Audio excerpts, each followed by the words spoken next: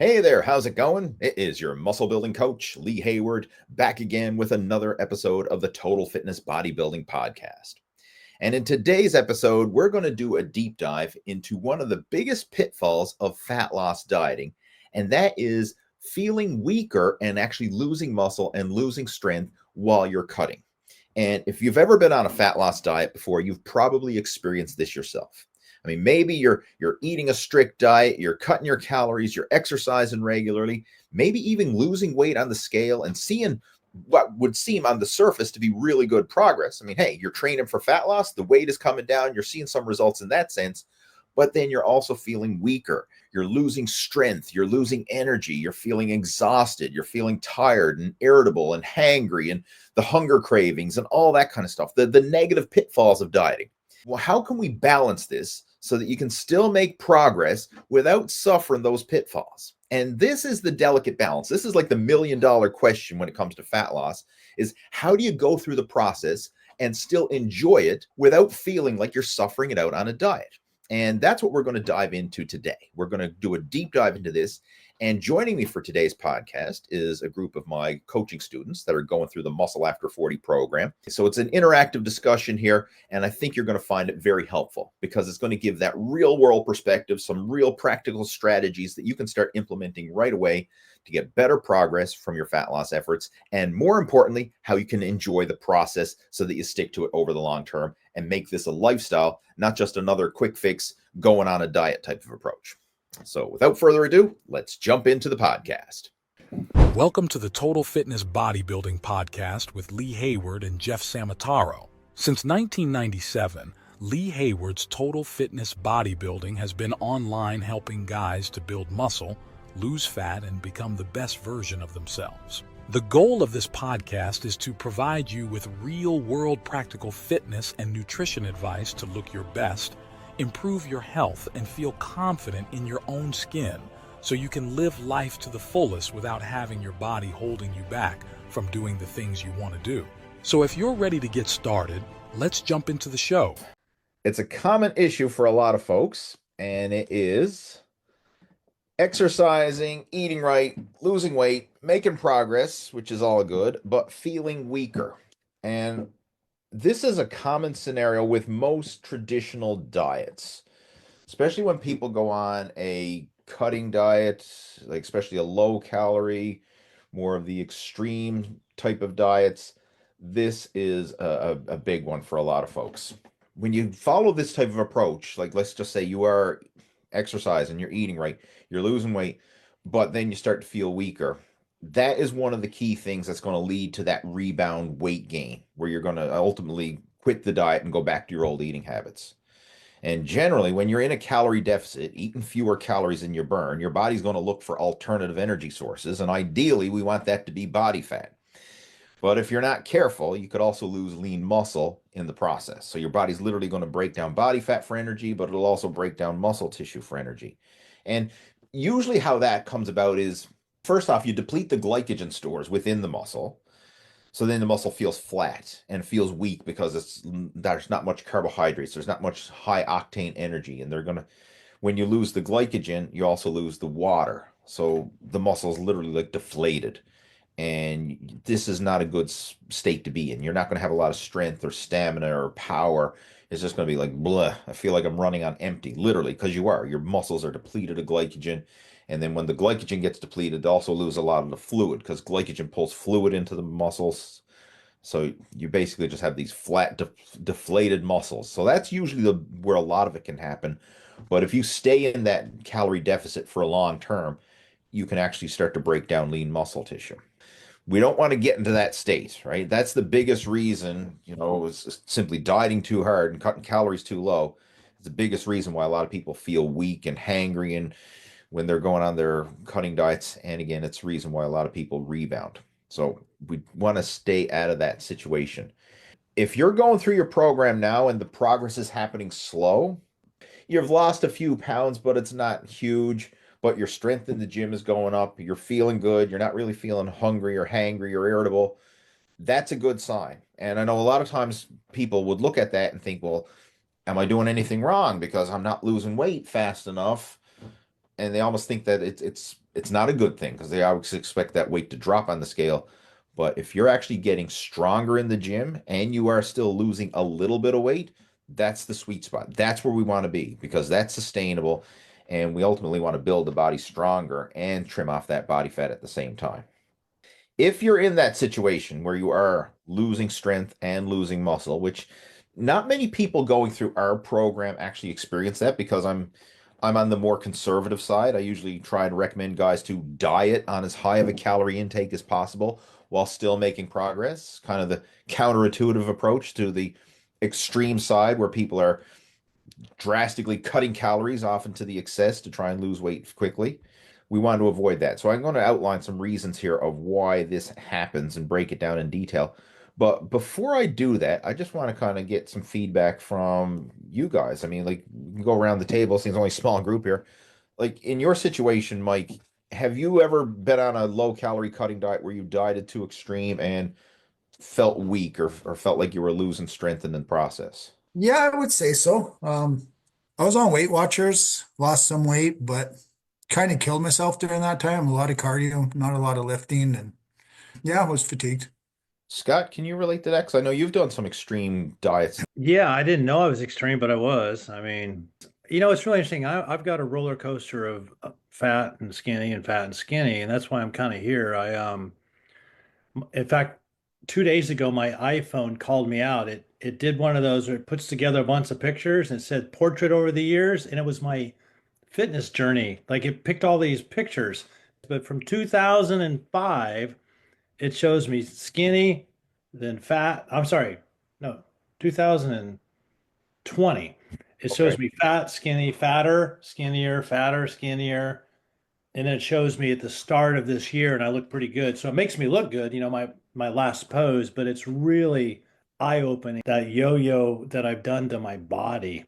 That's why I'm kind of excited that I've been more consistently just doing what we're doing because I'm getting more energy. I am feeling stronger. Certain things I can do higher weight or else I can do better form. I'm in such a good place to where I will see where this goes. I don't No. I appreciate you for sharing that. And one thing that is always a victory, if you're getting stronger and you're not getting bigger, that means you're achieving that body recomposition. And that's a really good thing because generally, if someone gets stronger, they're also getting bigger along with it. And when I say bigger, it's not always good weight. Like even when people are bulking, if they're doing a 1-to-1 ratio of fat to muscle, like that's good ratios for bulking for traditional bulking programs. If your weight is staying the same or it's even going down a little bit and you're still getting stronger, like celebrate that. That is a huge win. That means you're gaining lean mass, you're getting stronger, you're getting fitter, and you're also losing body fat. Right? That's huge. It's just that my waist is staying the same. I want to see it go down, but at least it's not going up. So gotcha. Have any of your other measurements changing? Yeah, like a quarter inch bigger on my biceps. My chest is definitely a little bigger. My legs are definitely bigger. Overall, you're seeing like measurements are going up, but the waist is staying the same, and you're also getting stronger. So those are good signs. I mean, like those are the measurements we want to look for. I know Andy's lost a lot of weight. I mean, like if you want to share like your weight loss journey, just kind of give us an overview. He's losing it as we're speaking. Hey, yeah, so I can totally relate to that. Personally, last summer, I could bench 215 for, I think I did 2 reps. And then I went on this extreme 1 meal a day diet for 6 months, and I couldn't even come close to that. I've been building myself back better, and they definitely noticed with this constant exercise that my endurance is way more. My strength is coming up. The last 3 weeks, I've been breaking records every day at the gym. With the extreme dieting, you definitely notice the lack of energy. You're tired all the time. I used to sleep after work in my workroom, my camp room, all the time. And then now, maybe once every couple of weeks, I'll go for a crash if I'm exhausted from the weekend.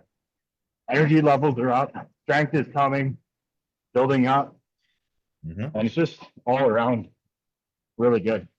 So thanks for sharing that. I mean, I love to just to put that real world perspective on this because you guys, what you're going through is common for a lot of people. Like everyone's got their own individual situation, but that's a common thing. Like when you go on these extreme cutting diets, generally you're going to feel weaker. And one thing that Andy just mentioned there as well, when you cut your calories, not only are you feeling weaker and losing strength, but it reduces your non-exercise activity thermogenesis. You basically, your body starts to shut down to try and conserve energy. So he was saying like he'd have to go and take naps in the afternoon because like you're running on empty. Like you have no energy to just do the regular stuff that you normally do.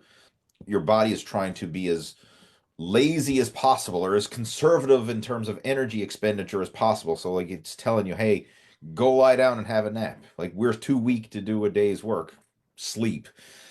And it literally shuts down all these unnecessary processes. And what this is referred to as NEAT, non-exercise activity thermogenesis is what it refers to. And it's just the movement that you do subconsciously throughout the day. So the movement that Andy's doing right now on the treadmill, that's active exercise. The movement that I'm doing right now, well, I'm just moving around and jittering and talking, like that's subconscious. Like you're not actively trying to exercise. It's just the movement that your body does subconsciously. And when you're in an extreme calorie deficit, like you just feel sluggish and you don't want to move around as much. And I don't even want to stand up. I'm going to sit down. And I don't even want to sit down. I want to lie down. And you just look for ways to conserve energy.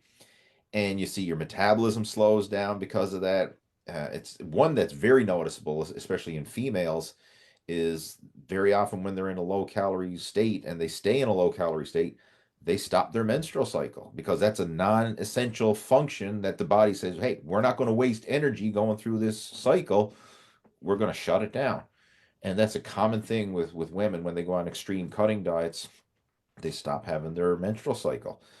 Right. So like that's a sure sign that your body's literally going into what's known as the survival mode. It kind of just conserves energy at all costs. It's counterintuitive too, because then very often people stagnate with their weight because yes, I'm dieting so low in calories, so I think I should be in a calorie deficit because I'm dieting so low, but then your activity slows down as well to match your daily intake. Calories are lower, but activity is lower, and very often you can stay stuck in a plateau at this miserable low calorie state.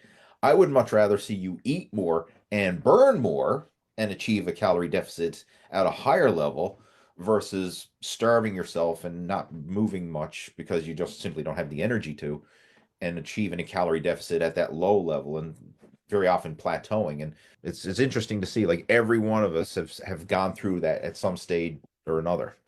So Lee, with the But measurements, like for your chest, your thighs, should those be going up or should they be going down? Because like I it's know your waist should go down, but that's a good should question. the other ones go up? It depends how much body fat you have. All right. If someone has a lot of fat to lose, you'll probably see everything going down. Like your chest may go down, your arms, your legs, everything may go down. Like generally, the waist will probably go down in a greater proportion, but you'll probably see losses all around. And I had a coaching call with someone earlier today, and we were actually talking about this. Like back when I was competing in bodybuilding, and I used to always track my measurements, my arm circumference would get smaller, but my arms would actually look bigger because they were leaner and more muscular, and you could actually see the shape and the muscle definition. But physically, they were smaller. So when I put the tape measure around them, the circumference was smaller, but they looked better. Same with like chest and thighs, like the circumference was smaller, but it'd be more defined. So you will probably see your waist and everything else will go down, but you also probably see some of those bigger measurements in terms of like your chest, your shoulders, your arms, your thighs. They may go down as well. But it'll probably get to the point where there's very little excess fat in those other areas. Like once you get lean in the arms and lean in the legs, but you still got that stubborn pocket of belly fat, then you'll probably kind of like maintain the size in those other areas while you trim off the waistline. So it kind of goes in proportion. But if you got like if your arms and chest and everything and legs are smooth, that means there's some fat to be lost there. Like if you got visible definition, like I love when Mike Brown shows pictures. Like he always posts like never skip leg day, and he usually posts a picture of his legs afterwards.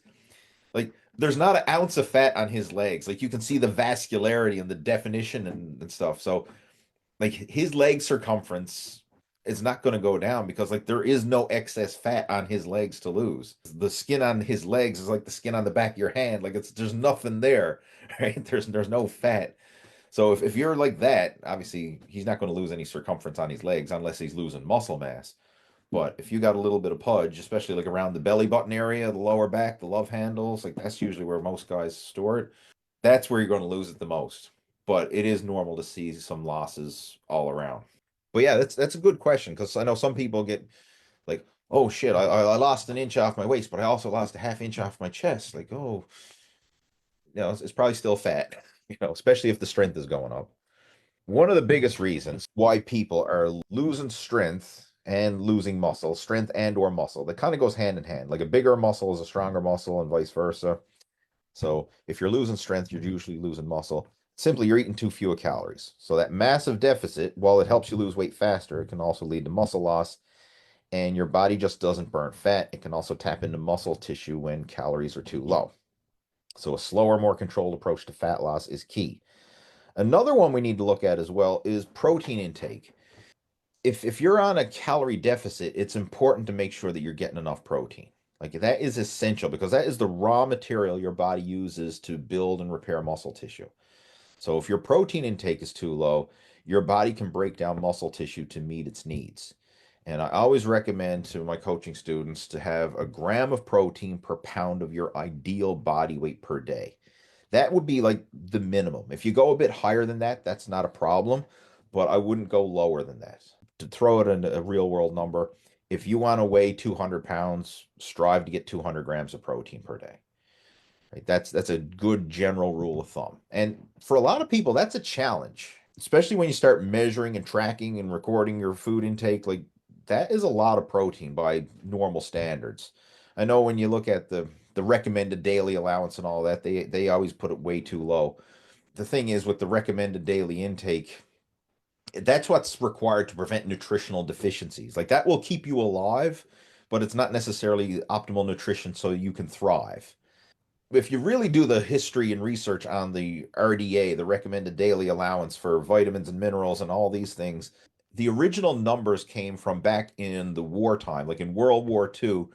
What is the minimum amount of nutrients we need to feed our soldiers so they're not dying of malnutrition out on the battlefield?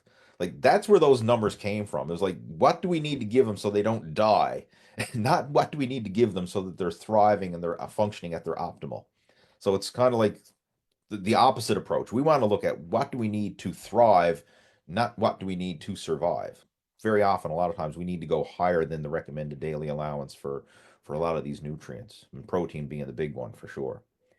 And you can actually go a bit higher with that. Now, there is a limit. Like you don't want to go to the extremes, like eating too much for a prolonged period of time, but it can work in the short term. Like I've seen guys getting really lean by having a super high protein intake. And the benefit of that is it helps to control their appetite. And it's also very thermogenic because it takes more energy to break down and digest protein. So there's less likelihood of excess protein calories getting converted to body fat versus if you consume excess carbohydrate calories or excess fat calories. It takes very little energy for your body to turn excess dietary fat into body fat. It takes a little more energy to turn excess carbohydrates into dietary fat, but can still be done. It takes a lot more energy to turn excess protein into body fat. If you're going to eat more, eating more protein is more likely to fuel muscle and actually aid with fat loss. This kind of goes to show like calories are not equal because if someone was eating a 2,000 calorie a day diet with low protein and a 2,000 calorie a day diet with high protein, the high protein diet would lead to better muscle retention and better fat loss. All right, another one that I wanted to mention here, doing too much cardio.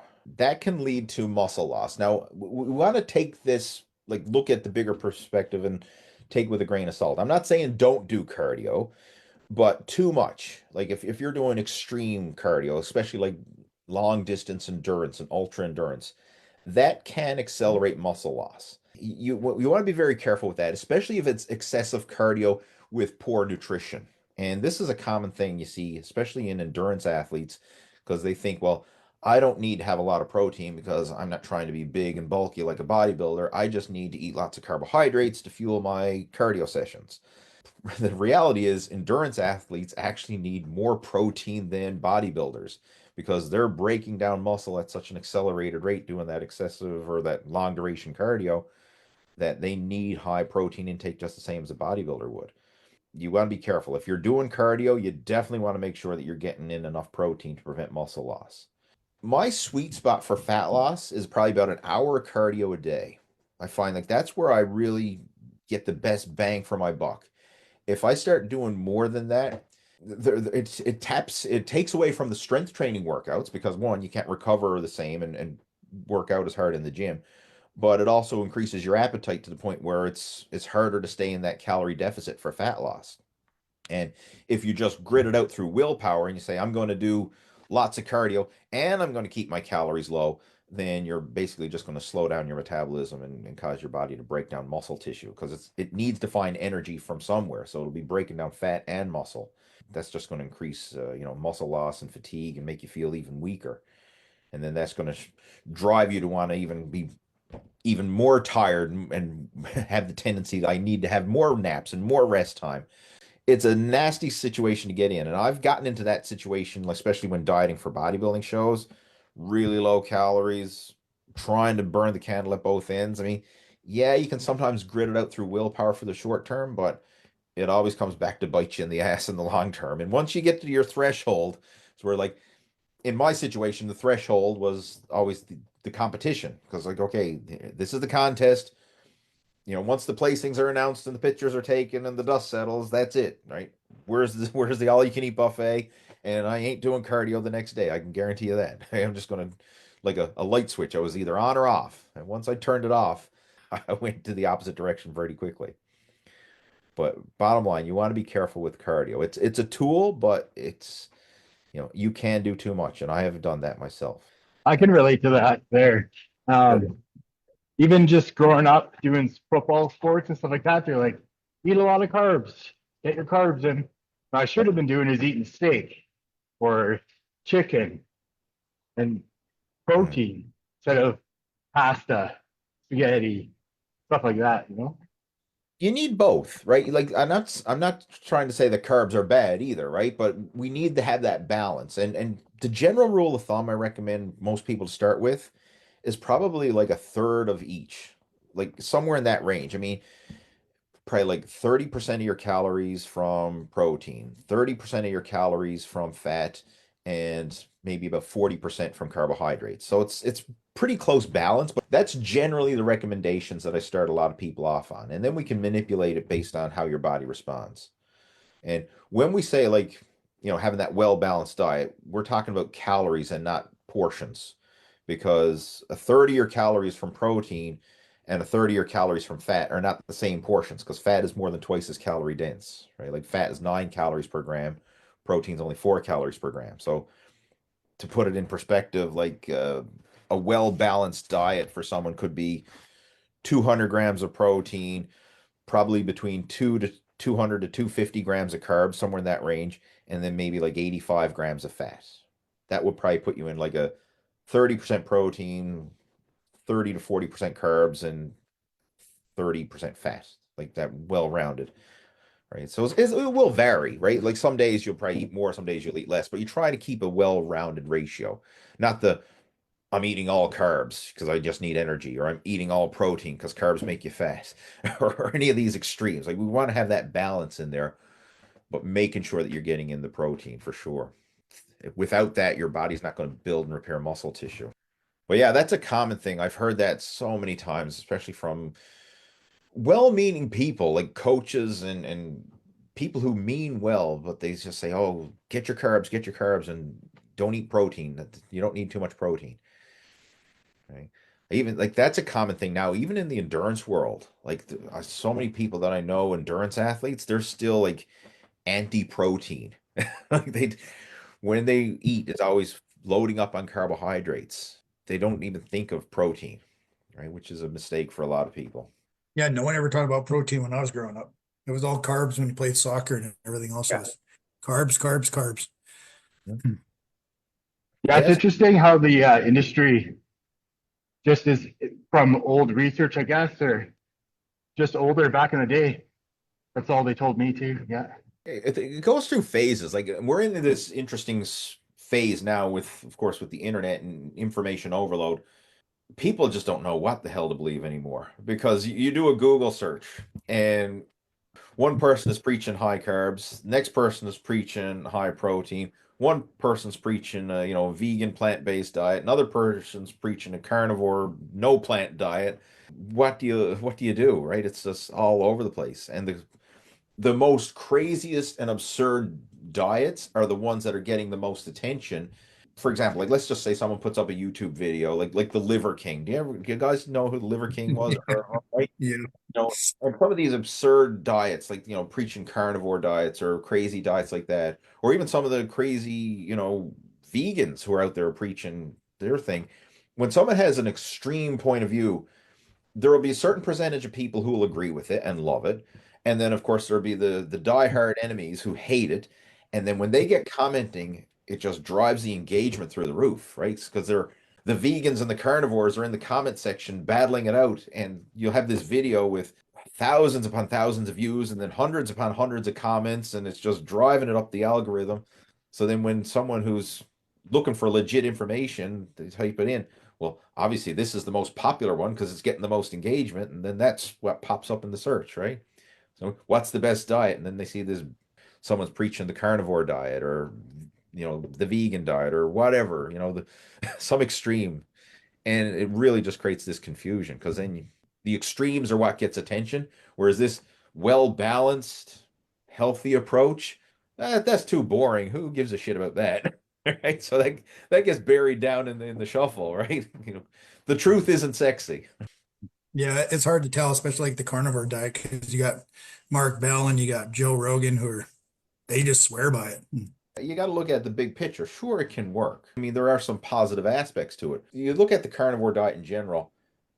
If you eliminate plant-based foods, you're also eliminating all the processed foods, right? So all the sugars and all the processed crap. In doing that, just by elimination, it can make someone's diet way healthier. Like the average person, they're drinking sugary sodas, they're eating breads and cakes and cookies and pizza and Pop Tarts and then all of a sudden they say, okay, I'm going carnivore, and then all that stuff gets eliminated from the diet. Well, of course they're going to feel better. They're going to lose weight. They probably even see their health markers improve. But then it comes a point where now they're probably not consuming enough fiber, not consuming enough, vitamins and minerals and enzymes that they get from the plant-based food. And then when it goes from a prolonged period of time, then there's all the side effects that can start to creep up after a prolonged period of time. But initially, it's almost like a detox because they're cleaning all that processed crap out of their system. It's so deceiving because someone might go carnivore and initially say, wow, I feel so much better. And of course, I lost weight because I'm not eating all this carbohydrates, and they're losing body fat and they're losing water retention. You got to look at the big picture, right? Not just getting caught up in the short-term results. It's really challenging for a lot of people. I mean, one of our members, like Mike Brown, he followed the carnivore diet and he did it extreme. Yes, he lost a lot of weight, but he also lost lean muscle, and it wasn't pleasant. Like he shared some of the stories of I never even heard of this before till Mike said it, but I'll share here. The meat runs. I Mhm. don't know if anybody's familiar with that. There's no fiber in your body because there's no plant-based food, and you're eating all this protein and fat, and it's just running right through you. So he said, like when he would eat his, he's pork roast or whatever his meal was, he says, make sure you're staying close to the toilet because it's going in one end and it's coming out the other pretty quick, right? Yeah, I never heard of that, but I've heard of the meat sweats. Like I know people get sweats when they eat too much meat, but Because I related, I mentioned before, I said when I followed keto in the past, I said sometimes I get constipated because I wasn't eating enough fiber.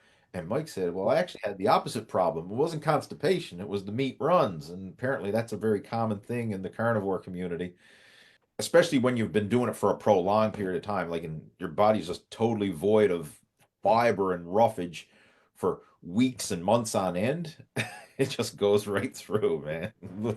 I have no desire for that. I don't, if that's what you're getting, I wouldn't follow that, but Oh man. no desire for that.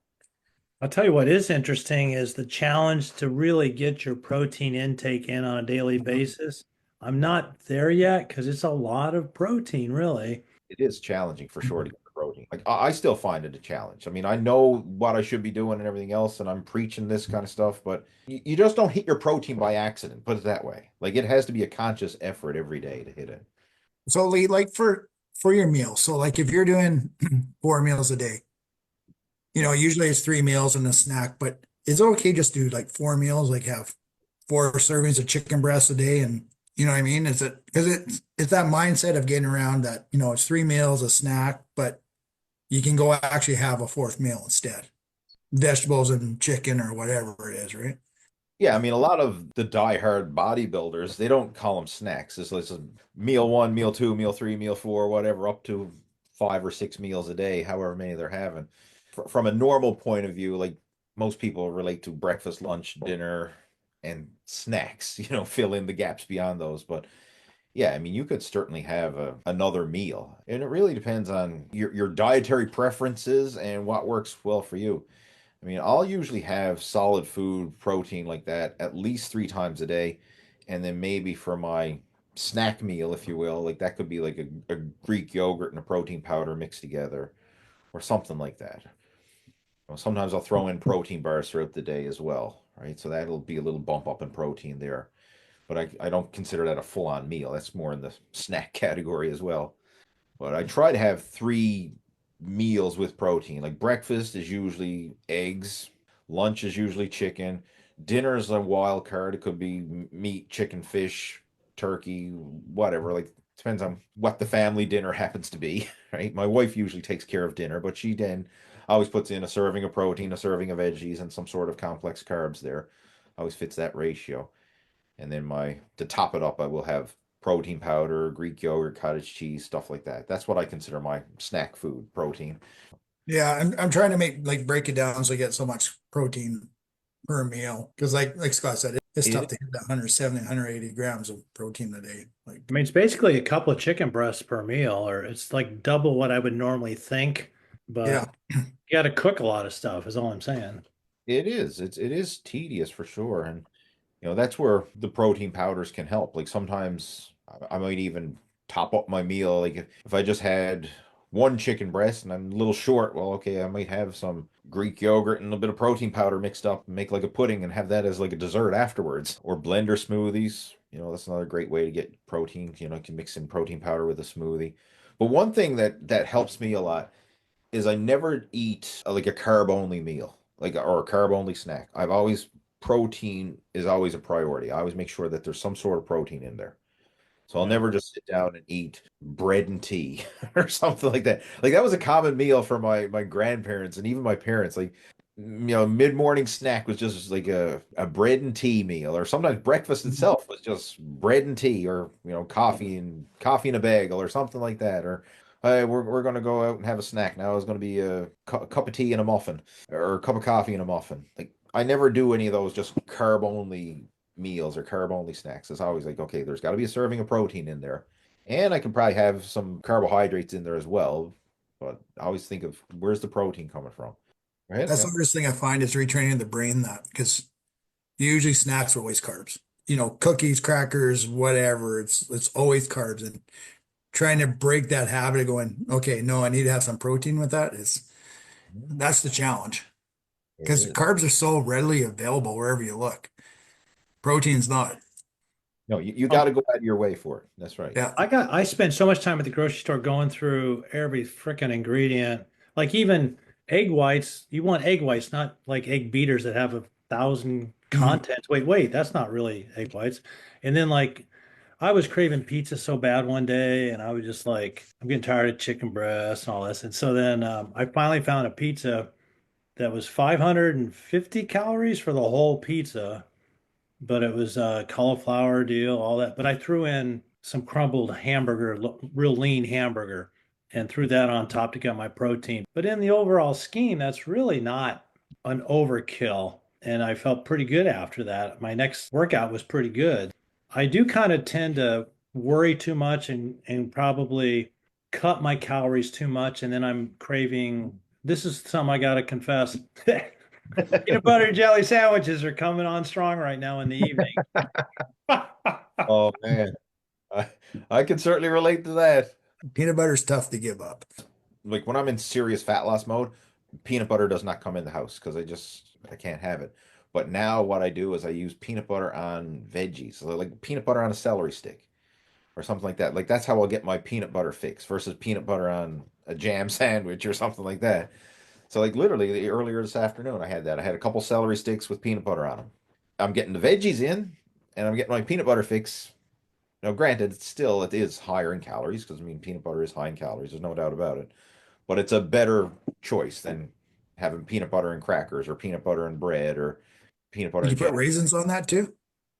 I used to when I was a kid. I think it was on Sesame Street. I seen them making that as this is a healthy snack, and they used to call it ants on a log. Was stick of celery, a line of peanut butter, and then raisins. I Yep. think it was on Sesame Street. I seen that, and I used to We do used that to a have lot. that as kids all the time. Yeah. So Yeah, same with me. ants on a log, they called it. So now I skip the raisins. Again, the topic, getting back to it, exercising, eating right, losing weight, but feeling weaker. Another one that's a big issue is strength training. So if you're not strength training correctly, and a common thing that you see a lot of people do when they switch to fat loss mode is they think, well, I'm going to do lightweight and high reps, and I just want to tone. I just want to burn up calories. And if you start training lighter, then what often happens is you can lose muscle tissue because if, as they say, if you don't use it, you lose it. So we want to still train in a progressive overload fashion, still push yourself to train heavy so that your body gets the signal that you need to keep building muscle. You want to have that muscle tissue. I mean, at the very least, we want to maintain muscle while we're losing body fat. But ideally, the best scenario is to build muscle. And in order to do that, you need to train yourself in a progressive overload fashion. When I say progressive overload, we got to look at it from the big picture, meaning that we want to focus on getting stronger, but it doesn't mean one rep max, killing yourself in the gym, or it just means trying to do better than you did before. So for example, like if you get an extra rep per set, that's progressive overload. If you can add an extra 5 pounds to an exercise, especially a big compound exercise, that's progressive overload. Doesn't mean you have to be in there, going balls to the wall trying to set a new one rep max bench press or something like that. Like usually in the early stages of your training, you will make strength gains consistently, but once you've been training for a while, your strength is going to naturally plateau. Once you've been doing this for several years, you're not going to see these leaps and bounds in strength. But what you may find is like maybe you'll improve your technique. Maybe you'll even improve the volume. Like maybe I can do more reps or more sets now. Or I can do a slower tempo. Like I can handle the same weight, but I can use better form and a slower tempo. So I'm really muscling it up and not just heaving and using momentum. So I mean, those are all forms of progressive overload as well. But bottom line, you still want to train and push yourself in the gym, not using it as I'm just going to train light and do lightweight and high reps to try and burn more fat because ultimately what ultimately happens is it causes you to lose muscle. Another big one that we want to focus on as well, not prioritizing recovery. So this includes sleep and just training in general. So, we try to encourage people to exercise regularly and we put out like the 30-day challenge, try to exercise at least 30 minutes a day for 30 days. But you have to listen to your body within that. Like if you're feeling overtrained, you're feeling like you're just exhausted, give your body rest. So like there was times during this month, like I didn't do my 30-day challenge. There was times where I just felt like I'm just too exhausted. I need to take a day of rest. And I did. And that's totally okay. I mean, it's nice to strive to be consistent with those workouts, but if you need to take a rest day, by all means do so. A big one as well is sleep. This is something that I personally struggle with. Like I don't sleep as well as I used to. I try to get good quality sleep, but I find there's a couple things. I sometimes have a lot on my mind, which keeps me up. But another thing is my bladder keeps me up as well. Like I got to get up at least once or twice a night to go do a pee. So that disrupts the quality of the sleep for sure. Right? Very often when people say they're overtrained, it's usually there's a combination of maybe under rest, underslept, and also under eating that go hand in hand. If you're starting to feel like you're overtraining, it might not necessarily be overtraining. It could literally be under resting and under eating. Anyone relate to that? I'm definitely in the middle of that. Like I'll still wake up at 5, sometimes 4. I'll go and I'll try to like fall asleep at night, but I know it's my own mistake because I keep my computer on. I too much activity too late in the day, but it's been a habit for so long. I don't know how to really break it yet. And then peeing, yeah, all the time, and that's from all this protein and water and stuff. I mean, I don't know any grown man who doesn't get up and do a pee throughout the Well, night. I was concerned, and they said my PSA is fine. It's just like I was worried, like I got to do something about it, and they're like, no, just keep peeing, you know. I'm okay. Right? It's almost like a competition. You're like, who got to get up the most during the nighttime. Yeah, I can Yeah. relate to that. Also, when I'm at work, I drink a lot of bottled water. Wake up in the morning, and you're like, oh my gosh. But then also, I've been trying to get an extra hour of sleep this last week, and it was really helping Good. my energy levels. So Trying to shut her down at 9 instead of 10. You know. generally, the only option that most people have is to go to bed earlier because very few people, unless you're retired and you got all the time in the world, can sleep later. And even if you are retired and got all the time in the world, most people can't sleep later because as soon as you wake up or the sun comes in the window or whatever, like that's it. You could try and lie down, but then you're just staring at the ceiling and like this is pointless. I have to get up and I can't go back to sleep. That's it. But going to bed earlier is usually the solution. I'm jealous of my son Harvey. I mean, like when he goes to bed and he falls asleep, he's like a rock, and then he doesn't stir then until the next morning. And like I asked him I said this the other morning when he woke up. I said, "How was your sleep? Like, did you sleep well last night?" He says, "I don't know. I wasn't awake." And I said, "That's perfect." I said, "I'm jealous." But I mean, when he sleeps, I mean, he's just like out like a light. That's it. And there's nothing going to wake him up, right? Whereas the way I am, I mean, if like we had a windstorm the other night and I hear the wind blowing up against the house, I mean, that wakes me up. I'm such a light sleeper now, and I guess a lot of you guys can probably relate to that. Like when I was younger, I mean, sure, I could sleep like a log, but not anymore. So that's something that I find it impacts my recovery, just not sleeping as well. So I take that into consideration. Like if I don't sleep really well the night before, then I'm not going to push it hard the next day in the gym. That's going to be a low intensity day, whether it's low intensity weight training or low intensity cardio, and I'm totally fine with that. I'll still try and stay consistent, but if I'm not feeling fully recovered, then I'm just going to kind of go through the motions with some easy exercises, maybe like a machine circuit routine or something like that. I'm not going to be over there straining my guts out to try and pull a deadlift or do squats or meh. I'm not doing that unless I feel energized and I'm well rested. Yeah, It's the best thing is even if I'm not sleeping and I may be dragging the next day, I still have a positive outlook on the day. There were Mhm. years when I did not have positive outlooks when I was really eating crappy. I mean, I try to take my wins where they are. So if I'm not sleeping really well, I'm like, okay, at least this is going well. And I know I drink too much coffee. It's a habit that I got to figure out how to pull back. I Do, love but my coffee too, Scott. I can't give it up. Yeah, me too. I try to limit myself in my caffeine consumption. When we go buying coffee, we always buy decaf and regular. And the way I am, I'll have a one or two regular in the AM, and if there's any coffee beyond that, then I'll always just make a decaf. Well, I can tell the difference. I don't know. Well, I'm using we Psychological of me between decaf and yeah, caffeinated. they have better decaf coffee now, don't they? I mean, I use the Keurig, and this is what I got, the McCafe decaf, the McDonald's brand decaf. Yeah, And that's what I usually buy. that stuff, I find it tastes really good.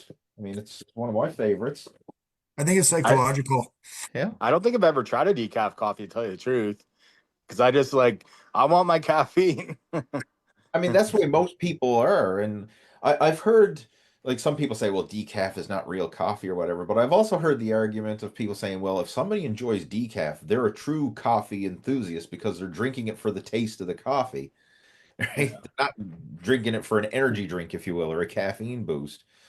And I just literally like the taste of coffee. I mean, just a hot cup of coffee, I enjoy it. And I find that the decaf, like if somebody didn't tell me, I probably wouldn't know the difference. To be honest, I probably wouldn't either. And it also depends on the brand of the coffee too, because obviously different brands taste different, right? But that McDonald's decaf is actually a pretty good one. I'll say McDonald's has really changed their coffee. Like they've actually make good coffee nowadays. Yeah. I mean, I don't go to McDonald's, but I do buy McDonald's coffee. I get it from Costco.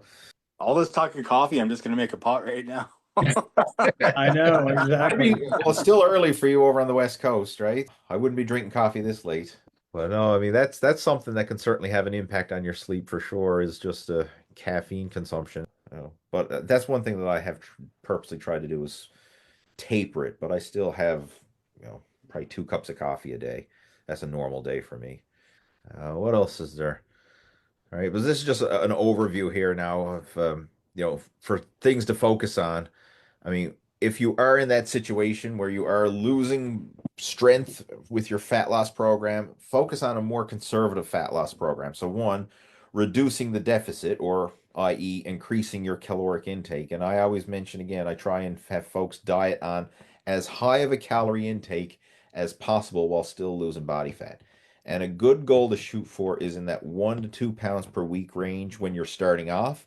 But once you're already relatively lean and you're well into your fat loss journey, that's going to drastically reduce. I mean, that could go from 1 to 2 pounds per week to even 1 to 2 pounds per month, once you get beyond the initial beginner phase. And that's fine. Like, I mean, if you lost a pound per month, I know it sounds painfully slow, but at the end of the year, you lost 12 pounds. If you continue that over the course of 5 years, well, that's 60 pounds. Like that adds up to a lot of weight over the compounded time frame. And this is the way people gain weight. Like it slowly creeps up. Like they gain a pound per month and say, it's no big deal. And then a year goes by and I got 12 pounds put on. It's no big deal. 10 years go by and they're like, holy shit, I'm a fat SOB. Right now I got a problem on my hands. So it's okay to lose it slowly as well, like because that's sustainable. The slower you go, the more sustainable it is, and the less drawbacks there usually is along with it. Another one we mentioned again, increasing that protein intake, like that is huge. Something you have to consciously be aware of, but the general guide, to strive for is a gram of protein per pound of ideal body weight per day. And if you're not there yet, just focus on being better than you were before. Like the simple thing is just try to make sure there's a serving of protein with each meal and then progress from there. Like I wouldn't stress out like, oh, I'm supposed to hit 200 grams of protein. I'm only getting 150. Well, consistently get 150 and then gradually bump it up, build yourself up to it. We mentioned also lifting heavy, not just pumping out high reps with light weights. We want to focus on actually challenging the muscles in the gym. So keep those strength training workouts productive. I was just gonna say, I appreciate you sorting out the progressive overload because wasn't quite sure what that meant. Is it just like constantly like increasing your weight slowly? Is that what that is? Basically, yeah. I mean, making progress. Like over time, you want to see some sort of measurable progress. And again, it doesn't mean you're killing yourself in the gym or you're training to failure or anything like that. But it's you want to see, like, am I lifting more this month than I was last month? Like, if you can look at it in the bigger picture like that, is there some sort of progression? And it's not going to be for every exercise either. This is something I want to clarify too.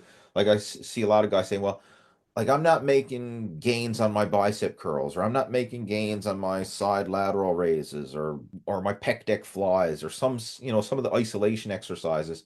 Sometimes, I mean, they can stay at the same weight for weeks or months on end. But in your big compound lifts, like a leg press or a chest press or a row or a deadlift or something like that, you should see those weights going up. You should see some sort of progressive overload. And also your body weight, like with push-ups, you should be able to do more push-ups or more pull-ups or whatever. But you want to just see some sort of progression.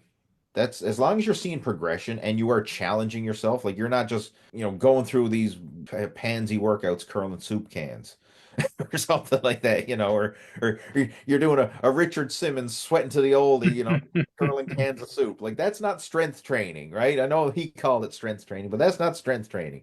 You actually have to challenge yourself, right? You have to feel, okay, I can feel the muscles working. I'm exerting some effort here, but at the same time, you want it to be manageable effort and not just killing yourself in the gym. You look at a lot of the young guys, especially like in their late teens, early 20s, like that's what you don't want to do.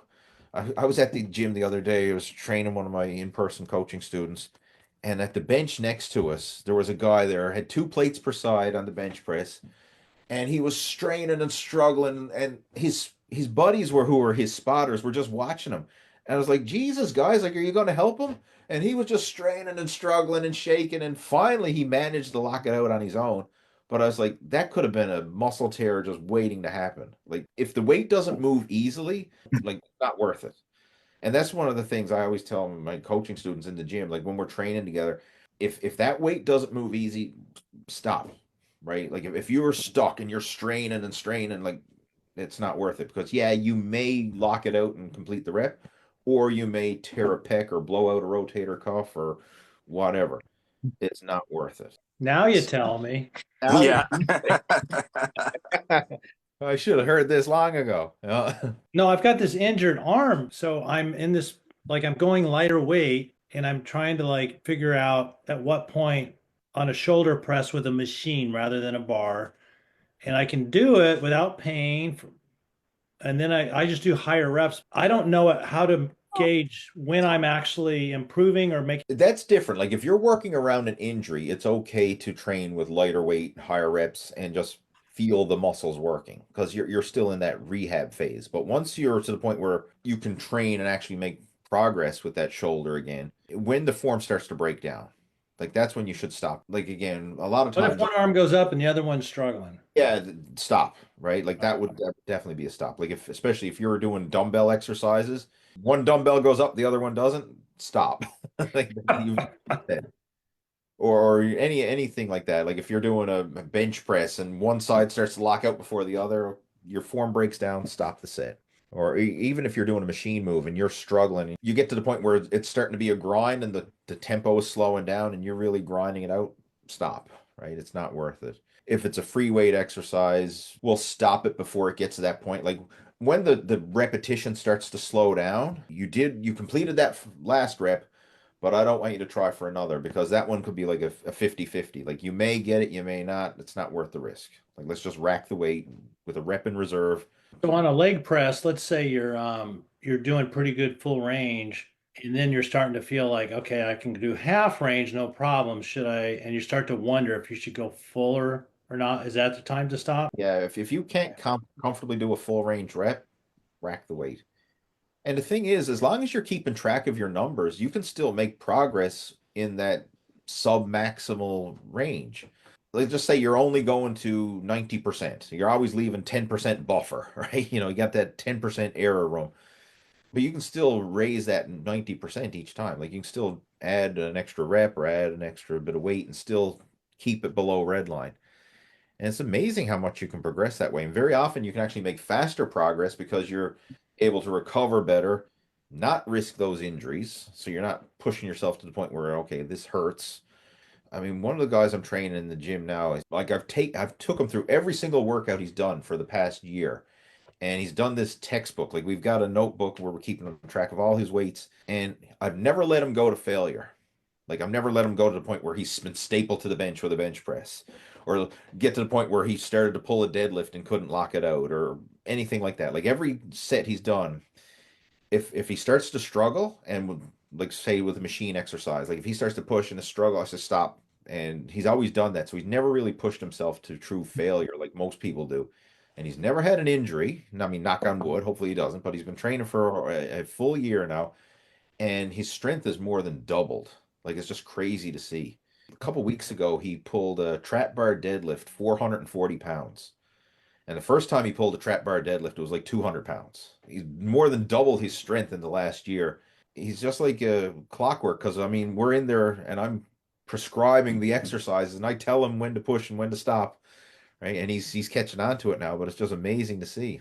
And he always knows, like as soon as he starts to struggle, like man, that's it, not worth it. That's so helpful. I appreciate that. I need to hear that. Thanks. So Lee, on the progressive overload, Yeah. is it better to increase the weight or increase the reps? Or does it really matter? Both work. And this is another strategy we're utilizing now. Like generally the sweet spot for me and for like 10 reps. I like to do 10 reps for most exercises. Now, some I'll push it higher, some I'll push it a little lower, but the vast majority, 10 reps is kind of like that sweet spot for hypertrophy. let's use an example of like a dumbbell curl. I like to do this with dumbbells because, okay, let's say I'm doing 3 sets of 10 reps with a given weight. If I go to the next heaviest set of dumbbells, that's 5 pounds per dumbbell. Like that's too big of a jump. But maybe we can try to do 11 reps and then, then 12 reps, then 13, and build it up, say like the 15 reps. By the time you're doing 15 reps, we could probably drop the reps back down to 10, grab the next heaviest set of dumbbells, and then build it back up again. So I sometimes work within a repetition range for those type of exercises. For like a leg press or some big movements, I usually just make small weight jumps and keep the reps the same. Right? Does that make sense? Because dumbbells are ideally you'd want to be able to go up by like a 1 pound, right? Like go from a 20 to a 21, right? Not a 20 to a 25. Like that's too big of a jump, right? That's huge. No, that makes sense. Like there's a big difference between adding 5 pounds to a 200-pound deadlift versus adding 5 pounds to a 20-pound dumbbell curl. Like percentage wise is off the charts difference, a 10x difference. With those exercises, I usually do a repetition range, right? Versus trying to increase the weight because you're not going to. Bigger exercises, yeah, you should be able to make those 5 pound jumps. It doesn't seem like much. Like if someone's deadlifting 200 pounds and then they go to 205, like effort wise and perceived exertion is probably the same. There's such a small jump that you really can't tell the difference for a lot of people, especially if it's a comfortable working weight. But then if you keep adding that up week after week after week, I mean that compounds quickly. And then eventually you get to the point where they're not going to make that gains every week. They might make that 5 pound jump once a month, right? But it adds up. It adds up. What I found is that I don't know if you remember when I was kind of hurt my shoulder a little bit when I was doing those dumbbell shoulder presses.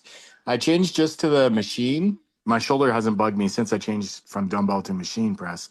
I know sometimes the machine press is a little bit more stable because you're not relying on your balance to push the weight. It's worked for me, so I don't know. Maybe my experience could help somebody else. And the thing about machines is there's so many variations. Like some machines will feel good, some won't feel good. It depends on the machine itself. But I usually recommend machine exercises if anybody got aches, pains, and injuries because it's safer. The machine is going to balance and stabilize the weight. You just got to push or pull against the resistance. Whereas when you're in free weights, like they wobble, they twist the dumbbells, you can be all over the place. And especially when you're straining, like sometimes you get out of your groove and oh gee, there goes the shoulder, there goes the rotator cuff, where it's a lot harder to get out of the groove when you're in a fixed path with a machine. And the muscle's still contracting. So, from a practical point of view, you're still stimulating the muscle. I know when you get into the world of strength and power sports, they say, well, free weights are superior, but sure, if you want to be a power lifter or a weightlifter, you have to do the squat, bench, and deadlift, or you have to do the snatch and clean and jerk. And, if you're just getting in shape, you want to lose weight, build muscle, get in shape, and be healthy, you don't have to do those exercises. Right? Focus on working the muscle, not getting hung up on the exercise.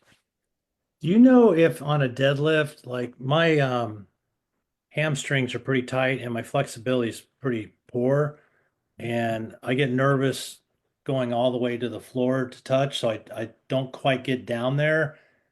So my starting point, I actually have it just a little bit off the floor on a rack and pull it off. Is that the way to do it, or should I really work on starting and squatting and getting into position and pulling? In other words, I don't think I'm doing the deadlift really right. I don't know.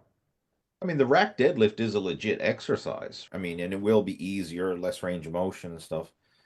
I mean, if you are going to do it off the floor, obviously lighten up the weight. Like get the weight low enough so that you can confidently do it. So are you supposed to, I know on the way up, you can bend your knees and then straighten out, but when you're coming down, are you supposed to keep your hamstrings straight the whole time? This is where you get the conventional deadlift and then the Romanian deadlift or the stiff leg. There's all these different variations. Romanian one is where people tend to keep their legs in a fixed position and focus on like stretching the hamstring on the way down. That's more of a hamstring isolation. But if you're doing a conventional deadlift, I mean, you can bend your legs just like Oh, you on the way up and same on the way down. Yeah. I guess I'm doing Romanian. I didn't know that. Okay. No, So, that's fine. I mean, it is a good hamstring exercise, but yeah, you will feel that tension and tightness. Do you But get the same benefits from the Romanian though, as a normal deadlift, or is it just mostly hamstrings? it's the same muscles, but there's more hamstring emphasis, and you won't lift nearly as heavy weight. You can almost consider it more of an isolation exercise. It's more of a stretch exercise for the hamstrings, whereas the conventional deadlift is more overall back, hips, glutes, legs, the overall thigh. You're almost like semi squatting and semi deadlifting the weight up when you're engaging the legs. But with the Romanian, just hinging at the hips. So it's just stretching out those hamstrings, stretching out the glutes, and also getting the lower back in there as well. Is more of an isolation exercise.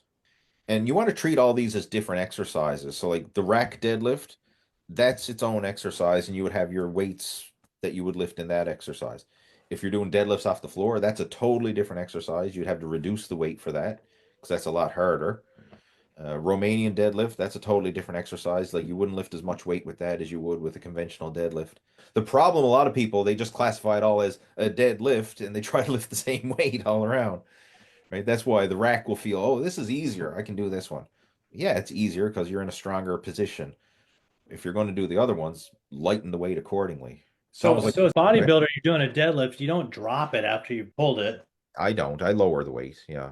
Yeah. But you see some power lifters and strongman and stuff, they just drop it. The reason for that is because the negative is thought to create more stress on the muscle. Like lowering the weight under control is placing a lot of stress on the muscle, and it also creates a lot of muscle soreness. Now, this is good from a hypertrophy point of view, but if you're looking at pure strength, sometimes you'll see like strength athletes, they don't want that because first, they don't want to get excessively sore, and they're not concerned about building a bigger muscle. They're just concerned about being able to power up heavy weight. So sometimes you'll see strongman or powerlifters deadlift super heavy weight and then they just drop it. Now, if you're in a powerlifting gym and you got rubber bumper plates and stuff like that, it's not a big deal, but you definitely don't want to be doing that in a typical fitness gym, especially if you got steel plates. You know, crash, boom, right? But your whole form has to be tight the whole way up and down. In other words, Yeah, I just got to get better at it so I don't hurt my I back. find going down the toughest. Going yeah. back down. A lot of people even recommend slowing down the negative. So, like, just say it took you 2 seconds to lift the weight, take 3 seconds to lower it. Right? I mean, I know that would be really slow tempo, but just what I'm saying is exaggerate the slowing. Like when you curl a dumbbell up, like really slowly lower it down so you can feel the bicep extend and get that time under tension, not just drop it. Right? That's a common mistake with a lot of newbies. They curl it up and then they just drop it down. Right? No control on the negative.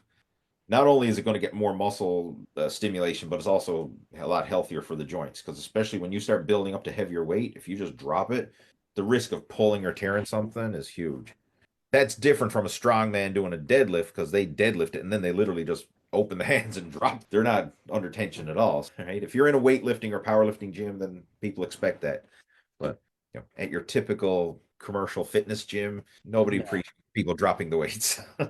I can relate to that as well because when I was first started working out a few years ago, if I were to if I was tired and just jerk a weight off the rack, I would feel that the next day. And I was like, what happened? And I was like, it's because you're not thinking about it. You're just trying to get it done and not enough experience. So I always when I was starting, I had to be like, all right, I know you're tired, but make sure you do smooth movements, no jerking motions, and just concentrate on that. But I had to learn it kind of the hard way. Unfortunately, most lessons do have to be learned the hard way. Yeah. And everything I'm speaking of here has pretty much been learned the hard way. But this applies like even as you're building up to heavier weights, especially like with dumbbells. If you're lifting like 100-pound dumbbells, you just can't yank those off the rack. Like I have to set up almost like I'm doing a deadlift, to get those dumbbells off the rack. Not like going over and grabbing a set of 10 or 15-pound dumbbells where doesn't matter. Like you can just pick them up any which way.